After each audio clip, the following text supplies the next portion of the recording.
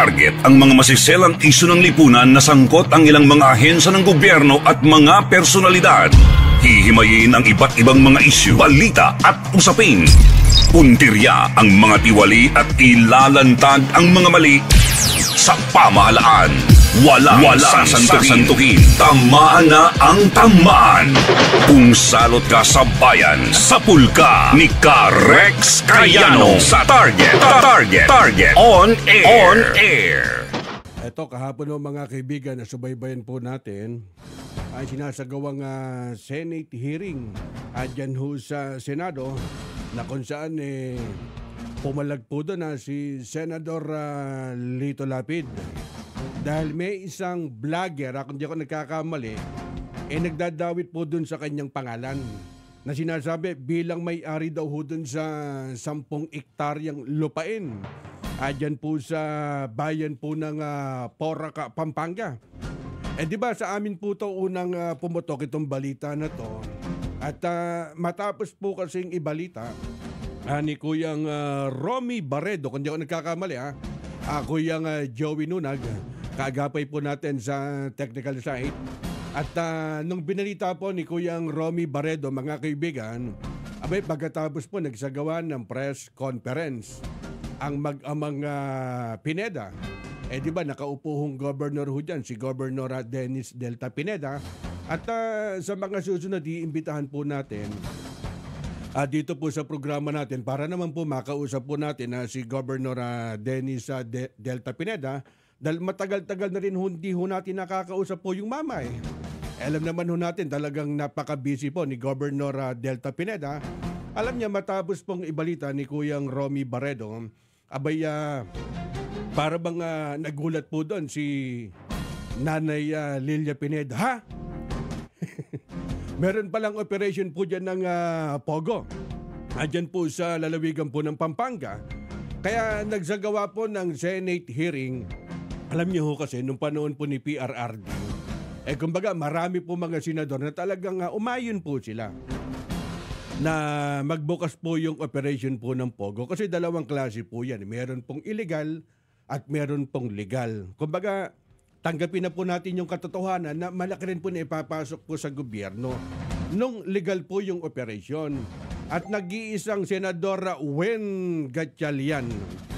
Kumbaga siya po yung tumitindig, siya po yung tumatayo, na siya po yung kumokontra doon po sa operation po ng Pogo. Bagamat may mga kasamaan po siya dyan po sa Senado, nung panahon na yon na talagang kinokontra ho siya. Kumbaga hindi ho sila magka-frequency. Sa madalit salita dyan po sa operation po ng Pogo na yan. Kaya mismong si Pinuno, si Senador Lito Lapid, abay pumalag po yung mama. Dahil meron pong vlogger na dinadawit po yung kanyang pangalan. Sinasabi po doon ng mga vlogger na teka doon sa 10 hektaryang lupain na kinatatayuan po ng 46 na gusali dyan po sa scam farm na yan. Nag-umpisa po ito dyan po sa bayan po ng Bambantarlac, di ba? At naungkat na, kumbaga tuloy-tuloy yung isinasagawang pagdinig po sa Senado at saka sa Kongreso, mga kaibigan.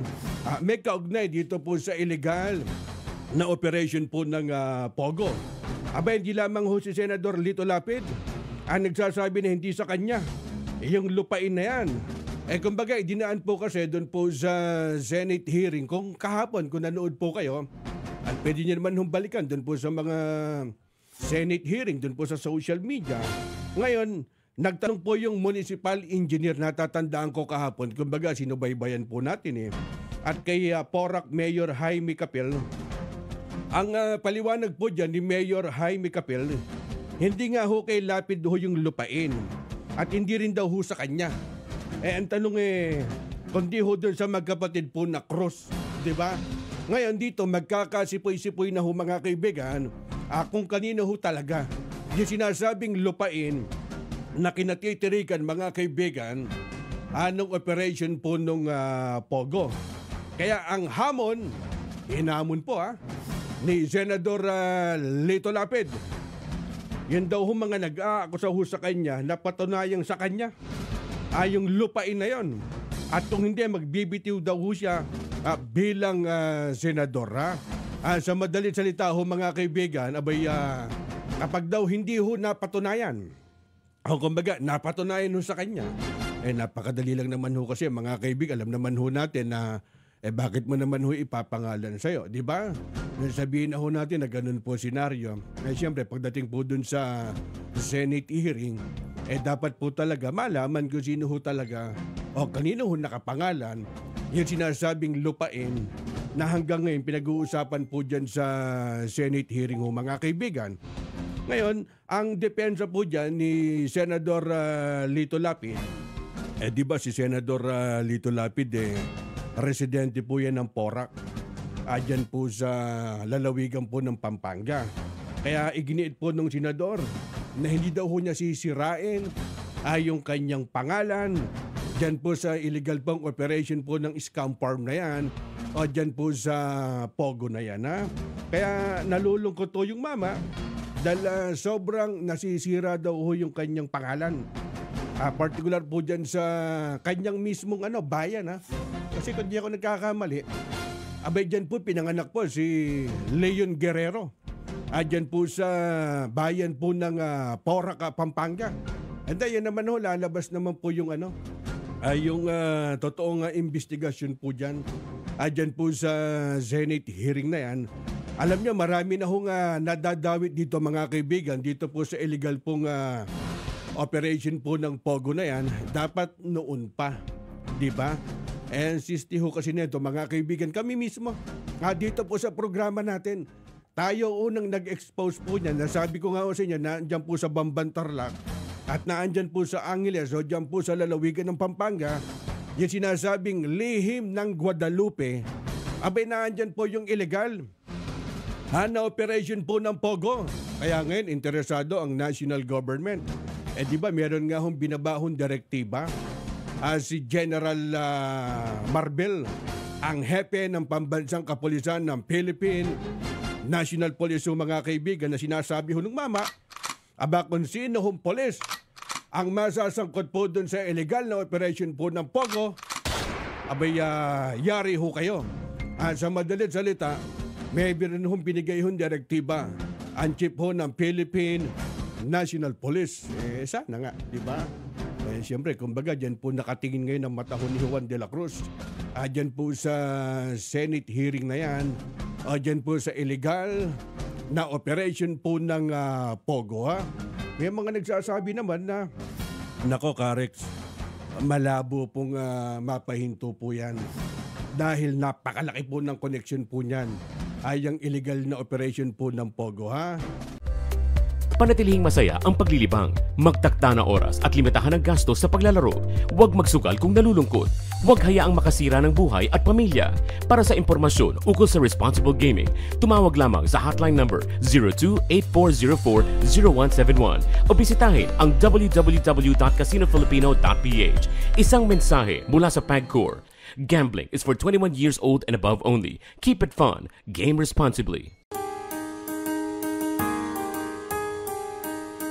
Hindi umuurong sa pagtulong, kawang gawa sa lahat sinusulong. PCSO, PCSO. Hindi umuurong sa pagtulong ang PCSO.